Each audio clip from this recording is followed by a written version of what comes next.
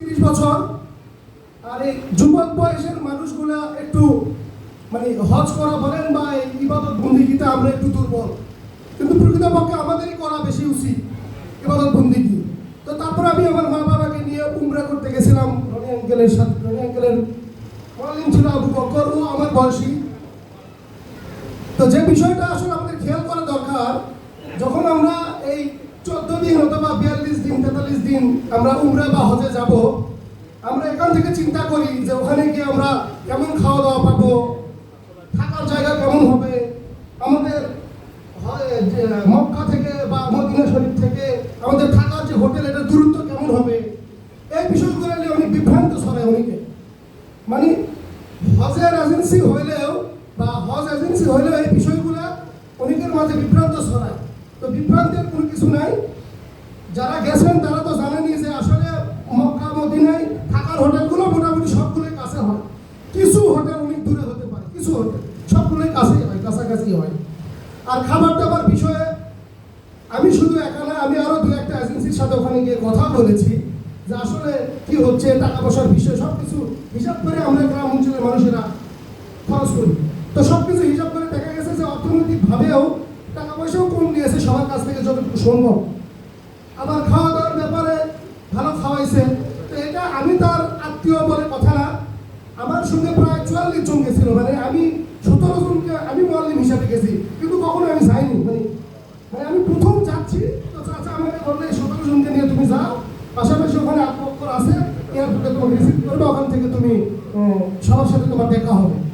তো বিভিন্ন গ্রাম থেকে প্রায় 17 জন আমরা গেছিলাম, সব বয়স্ক লোক ছিল।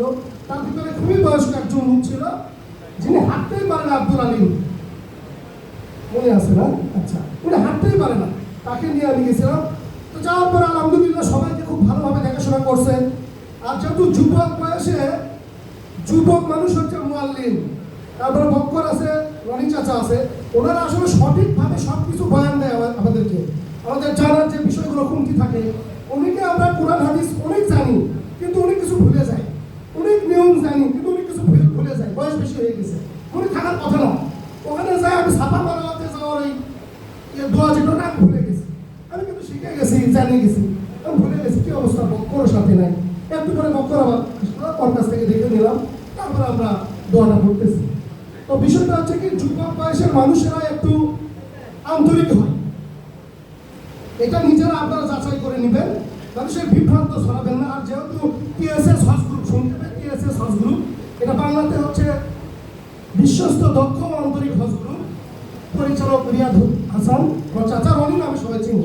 যাই হোক, আপনারা ওনার মাধ্যমে যারা উমরা বা হজ করেছে তাদের সাথে একটু কথা বলবেন, কারো কথায় বিভ্রান্ত হবেন না। যে ওখানে যে গেলাম, কিভাবে গেলাম, কি সব কিছু বিষয় ঠিক আছে কিনা, তারা যেটা বলবে তাদের কথা শুনে আপনারা তাদেরকে পাসপোর্ট জমা দিয়ে আপনারা যাবেন। আর একটা বিষয়, এটা একটু শিক্ষিত মানুষ হতে হবে, সেটা হচ্ছে যেটা নিয়ে বিভ্রান্ত হয়, সেটা হচ্ছে কি অমুক ডেটে যাওয়া, কয় তারিখে, 15 তারিখে যাওয়া, কোনো কারণে 15 তারিখে যাওয়া হয়নি, এটা 17 তারিখে হয়ে গেছে।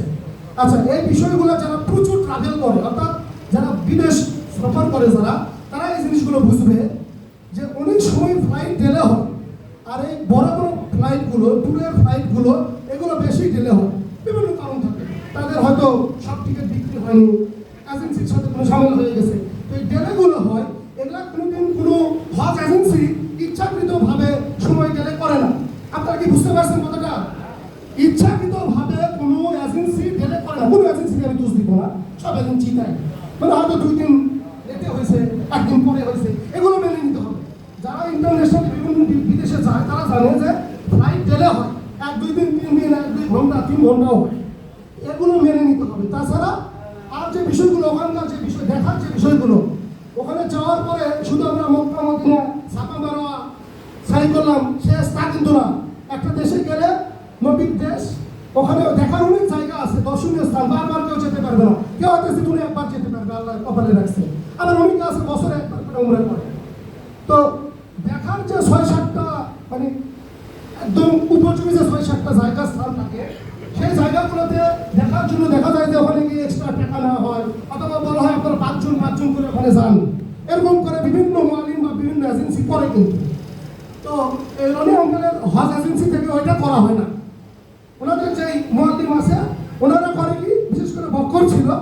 যাওয়ার সময় বা রনি চাচা ওনারা করে কি সবাইকে নিয়ে একটা বা দুটা গাড়ি নেওয়া লাগুক, গাড়ি নিয়ে আপনাদেরকে সবগুলো জায়গায় একবারে দেখ পরিদর্শন করে ফেলে। এই বিষয়গুলো আমার কাছে খুব ভালো লাগছে, এই জন্য আমি এই কথাটা বলতেছি।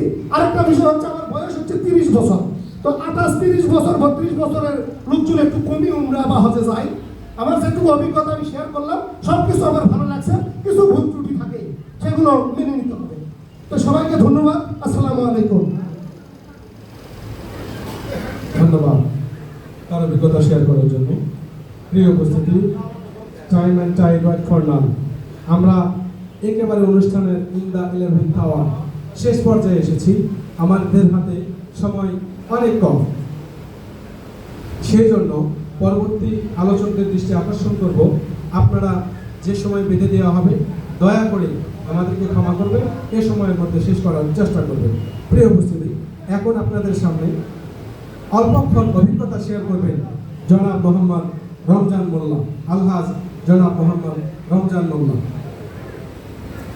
এরপর প্রস্তুত থাকবেন জনাব আলহাজ মোহাম্মদ দুলাল হোসাইন, তারপর প্রস্তুত থাকবেন জনাব মোহাম্মদ আলহাজ মোহাম্মদ সাইদুর রহমান। আপনার সময় 2 মিনিট।